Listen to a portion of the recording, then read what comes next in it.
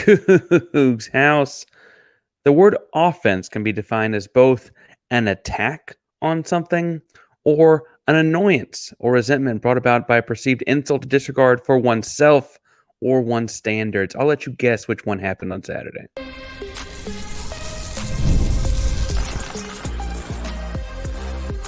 You are Locked On Coogs, your daily podcast on the Houston Cougars, part of the Locked On Podcast Network, your team every day. Welcome to Locked On Coogs, daily podcast about your Houston Cougars. I'm your host, Houston-born teacher and coach Parker Ainsworth. And whether you're a Houston fan or just a hater who came to stop by, thank you for making Locked On Coogs your first listen of the day. Appreciate making us your first listen each and every day here at Locked On Coogs. If you want to join the conversation, but I don't know what to say, tell us in the comments down below what your favorite type of pin is. Are you a ballpoint person, a big person, or what have you? Because we feel like people need to be taking notes with those pins these days in the Houston Cougar offensive side, a locker room. Breaking down the offense in this episode from Saturday's loss to UNLV. Now, I want to go all the way back to talking about the running game part of the offense that we thought was going to be a much bigger part and never showed up. I do want to talk about the quarterback woes and what was going on there. People already calling for changes. What is and isn't valid and fair there. But first and foremost, when talking about this game, we got to talk about the bad blocking up front. Today's show is brought to you by Ultimate College Head Football Coach. More on that in a second, because I can't go any longer without talking about how porous his offensive line was. So you hopefully spent your Labor Day weekend doing things a lot more fun. But Saturday night, Houston lost 27-7 to UNLV. Watched it live, went live on the postgame, a couple different ways with it after the fact. One with Michael on Locked On Houston Sports, then one on this channel as well. Both good time, I thought, important time. Then I went back and rewatched the game, took some more detailed notes, because when you know what's coming, you can take a little bit better notes. And I got to be honest, the offensive line play doesn't get better with a second watch. It just didn't. Now, I did scan some analytical stuff and details. Folks that listen to the show before know I use Pro Football Focus scores or grades to kind of help me guide things and see what the analytics are saying before I go back and rewatch it. The PFF grades from Saturday were not good, I should say, across the board on the offensive line's front. But as far as the scores, and this is guys scoring how well you are at being in the right place at the right time and doing your job well, kind of had the offensive line, interestingly, in what was kind of an opposite order of what I might have had myself. They had Wiley as the highest ranked offensive lineman from the game. I don't know that Jake Wiley, I should say. I don't know that he would have been my pick, but he also played not as many snaps as others. Shamar Hamdi-Lee played just 15 snaps. He was a little higher as well. David Ndukwe, Pancake Hunter, Tank Jenkins, and Peyton Dunn. I think I might have had those interior guys a little bit higher, honestly, but that's not what PFF had. I think the reason I might have been inverted on that is because it felt like, to me, while admittedly a tackle's job is harder in a lot of instances, they're playing against defensive ends and yada yada and playing out there on island and that kind of stuff. We, as an offense, try to do more things to cover them up, right? Those kind of things that don't show up in this analytical data. Malik Carr, for instance, is involved in pass blocking on nearly half dozen plays. Well, that impacts our offense negatively across the board. That means that Malik Carr or whoever's playing that tight end position can't go out in a pass pattern. I think Jaden York was also involved in a couple. That means that's taking guys out. Well, that means there's more coverage guys that can now cover, in a 6-on-3 kind of situation, right? The running backs were kept in a block a lot as well. Kind of does the same thing. Donovan Smith was pressured 17 times, sacked 4 times by my count. And I understand there's a lot of people talking about Donovan holding the ball this week, and I don't think that's unfair. We'll talk about the quarterback in the second segment. I don't think that's unfair. I do think that that's not the thing that happened every time. He had just under 2.72 seconds to throw the football per Pro Football Focus. That is well below the average of a quarterback that won the football game on Saturday. And I think that's important to note, that winning quarterbacks get more time than that. And I'm not saying that Donovan can't adjust, he can't figure things out, or that Houston doesn't need to figure things out. But generally speaking, winning quarterbacks get closer to 3, like in the 2.9s, right? We're talking about a quarter of a second more to throw the football. And that's important because that's the average. I mean, sometimes you get a lot more, right? I think it's worth pointing out, post-game pressers, have been kind of hit or miss the last handful of years for the football program. Willie did a great job, I think, of being honest, insightful, but also not like Debbie Downer. He was honest, but not like too over the top with things. In the post game, the first thing he said, like the first thing came out of his mouth when asked about the game, was that they couldn't open up all the things they wanted to try in the pass game because they knew they couldn't protect it long enough for those longer developing routes to unfold, right? That being in the front of his mind, I think signals to everyone that what we thought we saw is what we saw. A, that Houston got beat up front on the offensive line, and B, it confirms what I was trying to tell you guys Saturday night, but what I was trying to notice noticing during the game is that they can't run an offense when this is as bad as the blocking is going to be. Now, there's part of me that's like, listen, UNLV is not the best defense you're going to play all year, and even when they were good last year, that's not what they hung their hat on. But also part of me wants to be, okay, this is the first game. A lot of guys getting the first snaps in a long time, gelling and yada yada and blah, blah, blah, right? I think the other thing that's interesting to point out is if Willie Smith thought it was palpable enough to mention, it's probably palpable enough for that defense, the UNLV defense, to feel, right? That, oh, we can get after these guys because they can only do so much, right? They can only do so much because we're getting after these guys, right? He's ran 68 plays. Should point out that the offline did have some rotational stuff in there. Demetrius Pancake Hunter and Tank Jenkins played all 68 of the snaps. But outside of that, the guys are changing in and out a lot. So obviously they're still figuring some stuff out, right? If they're rotating guys the offensive line, for the folks at home that aren't used to this kind of offensive line talk or whatever, generally, if you've got 5 good ones, you just play 5 good ones. There's not a whole lot of so-and-so needs a blow or getting like they got one job, they play it, and they play it well, right? Good football teams don't rotate often because they've got 5 good guys, right? There were 4 holding or blocking related penalties. I would lump in the 2 intentional groundings in that as well, one of which was almost called a safety, because frankly, that also those are both reflections of the offensive line. Having a short time to throw, trying to get rid of the ball, getting rid of it in a way that was illegal. That's unfortunate. And it's interesting because that penalty stat, which ends up, again, I'm putting 6 penalties on the offensive line because I got those 2 intentional groundings. That is not what we were hearing as the preaching of the Cougs this year with Willie Fritz. It was, don't let the Cougs beat the Cougs. Well, as an offensive line, 6 penalties is beating yourself. Period. 4 direct penalties, I should point out, are beating yourself. Now, I think people forget sometimes that the offensive line is at least half of the offense. Literally, of 11 players on offense, 5 of them are your offensive linemen. You included occasional running back blocking or tight end blocking, which Houston had to do a lot. Suddenly, you're talking about more than half of your team is out there blocking on a given play, right? And so when they're having problems, that really, really, really slows you down.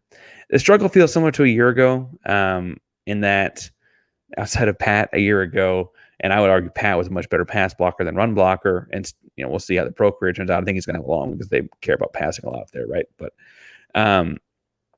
your best run blocker on Saturday was Tank Jenkins, and he did get after some guys, maul some guys, drive some guys with the ball. He and Pancake had a couple of double T's that were gnarly, right? Like I don't mean to say it was all bad, right? But that's your best run blocking duo, and Tank's probably your best run blocking guy as of right now. Pancake will get there though. He's young. He'll get there, right? Your best pass pro guy on Saturday, at least at the edges, looked kind of like Dakota White. But the problem is that those guys are inverse on the opposite side. Tank had trouble in the pass game. Dakota couldn't get under anyone's pads in the run game. And in any of these given instances, it's a fist. You got 5 members of a fist, 5 fingers in a fist. If one of them is just off enough, you're going to break your hand, right? And unfortunately for Houston, there were times in this game where 4 or 3 of the 5 guys, great pass protection. Doesn't matter because one messed up, right? And I say that to hopefully be somewhat encouraging that like things can get better, but also to point out that it was never consistent. There was never a time where I felt like all 5 guys were doing things well on the right page. I will say there was more blitz pressure in the second watch than I thought there was live. Never a whole lot of guys, as in 6, 7, 8 guys, but that 5th guy did come from a lot of different spots, which would throw things off. But anyway, offensive line has to be better. Offensive line has to be better. Other guy has to be better is the guy taking the snap behind the offensive line. And I want to talk about him in a second. But first, if you, Locked On Coogs fan, want to go win a bunch of football games right now, I got a brand new mobile game that you've got to go try it out on. That's Ultimate College Football HC. It's an amazing game and simulation that lets you step into the role of a head coach and lead your college football program to glory. Can you imagine being the coach of the Cougs and getting to fix these offensive line problems? From recruiting players to hiring coaching staff and overseeing training camps and more, you control every crucial detail of your program. It's all in your hands. Can you handle that pressure? Here's what I really love about the game. I'm an offensive guy. You're responsible for calling offensive plays during the games. Your strategy will not only determine the success of your football season, but help shape the future and legacy of your program. Ultimate College Football HC is completely free, has no ads, 100% playable offline. You can play on the go as you want and when you want to. And of course, we have a special offer here for Locked On Coogs fans. Use the promo code LOCKEDONCFB, all caps, inside the game store to receive a free boost to your program. Make sure you take advantage of this perk as it will get your team off to a strong start down the game. Just visit ultimate-cfb.com or look it up in the App Store. Ultimate College Football HC. Begin your college coaching legacy today. So I have this wild theory that whenever things go south in a football program, the 2 people that take all the blame, regardless of what's happening, are the head football coach and the quarterback. And I think a lot of people coming into the season thought we had the right head football coach after making some changes. And I think Willie's talked about the rebound and stuff like that.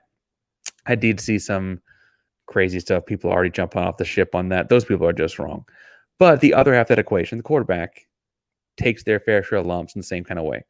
Being a face of the program as a coach or quarterback means you're going to take a lot of the bumps when things go wrong. Hopefully, a lot of praise when things go right. Right? Now, I say that to preface this because I think there are people being irrationally negative about Donovan. However, let me be full, clear, open, honest up front. Donovan Smith has to play better. He definitely looked like he'd taken a step back from last season. Okay, there. I people like I don't know why people think that I'm the problem. He looked bad. He looked worse than last year. Okay. Now I will say that I was expecting him to look better than last year. Another year, full year starting under your belt, a little more confident, different coaching staff, different offense. We'll get to the offensive running game in a second, right? You'd expect those to get better. He looked tentative after his injury, right? He looked like the game was a little too fast for him at times. And to be fair, he played the last part of last year hurt, missed all of spring without any live bullet reps. And this is college football, not pro football. So there weren't like scrimmages or preseason games or whatever, right? Like there were no live bullets before the game started for him, right? It looked almost like he wanted guys to be more open, right? Like Joseph Manjack last year was his 3rd option with Golden and Brown on the roster. This year, it's like he was kind of expecting people to be as open as Sam Brown was, right? And Jonah Wilson, Boogie Johnson, Kobe, they'll all be really good. They're just young right now. He's got a young receiving core and Joseph Manjack. And I feel like he was just kind of like waiting for guys to get more open than they were going to get. And unfortunately, in Big 12 Division I football, sometimes the windows are small and you just got to make a play, right? He didn't feel like he was going to do that. And admittedly, the criticism has been he throws too many picks. And this may be him swinging the pendulum too far the other way. I will also say, and whether it's covering up for the injury last year or what have you, if we're not going to see a Donovan Smith that is a true dual threat quarterback that uses his second weapon that are his legs, we're not going to see the best version of Donovan. And then I'd say he can't throw. I think he can throw a pretty ball, right? I'm not. But I do think that as we saw in his time at Tech, as we saw in the game-winning score against Baylor, what he brings to the table that makes him better is being able to run the football, right? Being able to add that, extra offensive player, making the defense account for him in the run game, that we don't just have the 5 receiver receiving the ball type of options or threats, the running backs and the tight, right? You have the 6th threat and a guy that runs the football as quarterback. As far as the depth chart of the quarterback goes, Zeon came out for a drive. Piercy might have gotten dinged up. Hard to tell when that happened on the TV replay. YouTube TV is great because I got to watch the game 3 times at this point almost. Third time went all the way through, but you got me. Admittedly, Zeon's best play was a, quote, free play, right? Like defense jumped off sides. He dropped back on 3-step drop, and then took off running. He also had the inverse where he kind of dawdled behind the line on a read zone kind of thing. It looked more like a sweep and pulled it, and there was nowhere to go with it. Big loss. By the second snap, UNLV had stacked the box against Zeon Chris, and I'm not sure why they didn't let him air it out a little bit to at least keep him honest. But they didn't, and since they didn't, I don't have any comments on his throwing, except that there's probably a reason that they didn't. The big story, though, is because he gets dinged up, it appears that ULA, the third-string quarterback this year, everyone's fan favorite second-string quarterback last year, came in for the final drive of the game and marched on the field and did score a touchdown, right? And so everyone's saying, start away, he scores the only touchdown of the season, right? LA is the way to go, right? Everyone wants to say that. And I want to preface this part by saying some dudes are just gamers. I coach some, I play with some, I watch some. Some dudes are just gamers, and I don't want to say that they aren't. There's just something about the lights that turn some dudes on and get ready to roll, right? Both in this game and the same Houston game last year, right, there was the big touchdown to Stacey Sneed, which I would point out typically it was like the ball didn't go very far. Stacey took it and ran with it. But he gets in the game late against guys that are just further down the depth chart. The same Houston State team, they were expecting run plays. He pulled up and threw the slant. This game, I guess they were in prevent defense, which allowed him to march on the field pretty quickly, right? And then ultimately throw a touchdown to Joseph Manjack against a third-string safety. I don't think the whole third string was in, but a safety covering Manjack was a third-string guy. I'm not saying, again, that doesn't mean you don't play him more. In fact, I'm open to the conversation about saying, like, okay, should we start giving him drives earlier in these situations, right? Should he maybe have gotten that drive that Zeon Chris got in the second quarter when it's live bullets and first team versus first team? You kind of see what you got here. I'm open to those kinds of conversations, kind of working the way up. I think the idea of completely changing direction, flipping the script, changing starting quarterback like that, just because of a single drive at the end of the game in week 1, I don't think I can get on board with that. And I know that Coach mentioned the postgame, Willie Fritz mentioned the postgame that he did a good job when he came in, and also point out that the UNLV backups were in. I don't think people understand the kind of program they're advocating for when you replace a starter with anyone just because they had a good end of game garbage time kind of series, right? Then what happens if he comes out and has a bad first quarter against Oklahoma? You just change everything all over, right? Like, what's the end game there? When do you stop that and go with your gut and say, listen, we're putting it into this guy to make the play, right? And frankly, I should, at a more macro level, point out, like, are we going to replace every starter that played bad against UNLV? Because that's the whole offense, right? Like at what point are you going to peel that back and say, okay, we got to, pump the brakes here. Now, again, if you're saying, I want to see a second quarter drive out of him, I want to see a drive at him before things get out of hand, If Donnie throws a pick, let's let it roll one time. I understand the validity in each of those situations. But the thought that you're going to jump to the third string quarterback just because of one drive against backups or because of a drive this year against backups and a drive last year against backups. I mean, he also came into the end of the UCF game last year and didn't play well. Does that drive count less than these other drives? Again, I think Uli's got something there. Some guys are just gamers. That is a real thing. I want to see more important stuff where I'm saying, hey, make him the starter, right? And I don't know why that's as controversial as it is, but apparently it is. And so, that's what it is. I want to talk some about the running game that we never saw. And that's probably going to be my most frustrating segment of the three, really. But first, let's talk about how I got through the weekend and how you can get through your week. That is 5-hour energy. Now, if you think it's just you that's tired after lunch, that's not the case. Research shows that more than 70% of people hit a wall after lunch. Let that 5-hour energy shot help you leap over that wall instead of crashing into it. Now, I mentioned I'm a teacher, I'm a coach, I'm a podcaster. I have a lot of different things going on.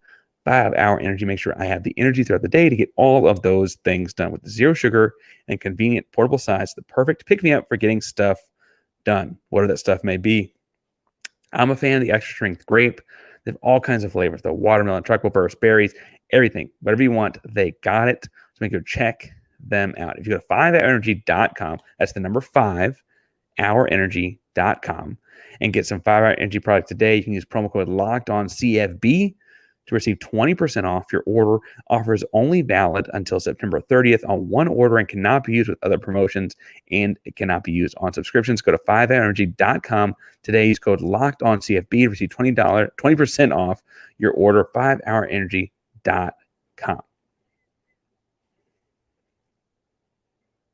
All right, I think one of the things I was most excited about this year was the complementary styles of Kevin Barbay's offense and Willie Fritz's defense. Fritz is a defense-first guy. He obviously, as a defensive guy, enjoys coaching with a complementary run scheme, a clock control, a ball control run scheme. Kevin Barbay felt like a match made in heaven based on what he'd done his last 3 years at Central Michigan, App State, and then Mississippi State, right? I've been beating the drum all season long, off season, I should say, that this receiver room was really talented, but might be underutilized because of how run dominant I expected this team to be. I did not know what was happening on Saturday. I could not recognize it. It was not anything I thought was coming. It didn't look like what we saw in the spring game and the Mississippi State stuff from last year, the Appalachian State stuff from last year. Willie Fritz mentioned the post game, and I should point out that I think, again, he was open and honest. The second thing out of Willie's mouth in the post game was they got away from the running game too quick. And I question if they were ever in on it. Parker Jenkins, your starting running back, had just 2 carries. That's unacceptable. It's just unacceptable. Parker he's a good guy. He would never do this. Parker Jenkins has every right to throw a fit right now. Give me the ball. Almost a direct quote from Keyshawn Johnson. He really, I'm not saying he's the best player in the offense. There's several talented skill players. He's really good. I don't know which one you want to put first, right? But he is the guy that's earned it. 2 carries. The whole running back room had 8 carries. That's unacceptable. I understand the game got to be 27-0 at one point, so you're thinking a pass ball to catch up. I'm talking about the first quarter, the second quarter. It's 14-0. You get the ball at half. Let's run the clock, spend a lot of the second quarter with the ball in our hands. Let's do some of that, right? I don't get it. So Houston did run a couple of end around, kind of reversey kind of stuff. And that meant once you add up the non-sack related runs, they had 14 rushes on the game. 14. 1-4. Last year, and the reason I thought that's going to be a big part of the offense, at Mississippi State with Kevin Barbay as offensive coordinator, they were in the ball an average of 33.4 times per game. at Appalachian State the year before. 39.5 times per game. At Central Michigan, 39.7 times per game. Houston, 26 when you count the Donovan Smith rushes, because some of those sacks counts as rushes and so on. So I was trying to keep him out of it. Even counting all those at 26. 26 in this game against a UNLV defensive front. Now, I'm not saying that's not a good football team. Again, I think this team is an outside shot, and they think they have an inside shot at the college football playoff. I get that. But, this is the thing you're brought in to hang your hat on. Frankly, I'd argue Pancake and Tank, your two best offensive linemen as of when I was watching on Saturday, do this the best. And you're telling me that in this game, you couldn't find more carries for your guys? I just don't get it. I don't understand what the thought process was. Again, Parker Jenkins, the guy we're expecting to have a big time year. People were talking about outside kind of stuff about like him getting his, the Big 12 got a bunch of great running backs, but him putting his name in that same class because how much production he was going to get. He got 2 carries. 2. I just don't know what the deal with Barbay was. And frankly, I thought that the system Barbay ran at Mississippi State, App State, Central Michigan, you got YouTube, I got YouTube. Go back and watch it. It fit with what Willie Fritz had been most successful with. Look back when he had Tajay Spears and those things at Tulane. That's the kind of offense that complements a Willie Fritz defense really well. It all seems to fit together.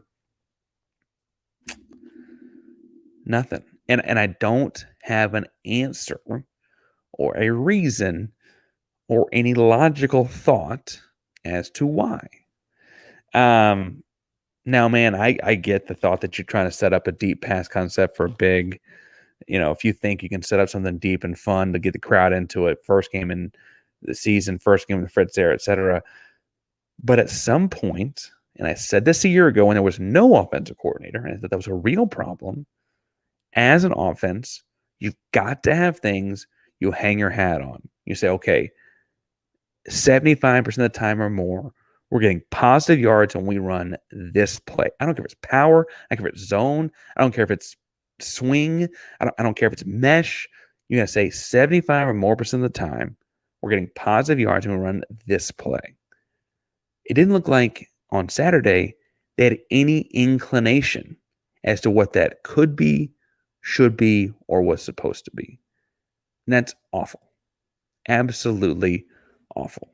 I would even go as far to say as it was annoying, that I resented it, and I perceived it as an insult and disregard to who the Cougars self was and their standards. And now I don't mean to say that it was horribly offensive. There are bigger problems in the world than losing a football game. Frankly, there's a discussion to be had about whether you'd rather lose to UNLV or go to overtime against Abilene Christian. Shout out to the Raiders. But I just can't understand what the point was. Now, the defense was not so bad. There'll be another episode up in a little bit talking about that. So I don't mean to say it's all doom and gloom. But man, the offense has to get better. Thank you for making this your first or second or bajillion listen of the day. We appreciate each and every one of those. For a second listen of the day, recommending Locked On Big 12. Drake's breaking down the whole conference. Got to check on the conference, see all the things going. Didn't have a lot to say about Houston, but at least there's not a lot of negative things to say. Go check him out as well. Locked On Coogs, Prime Locked On Podcast Network. That means your team every day, even the ones you lose, 27-7. Go Coogs.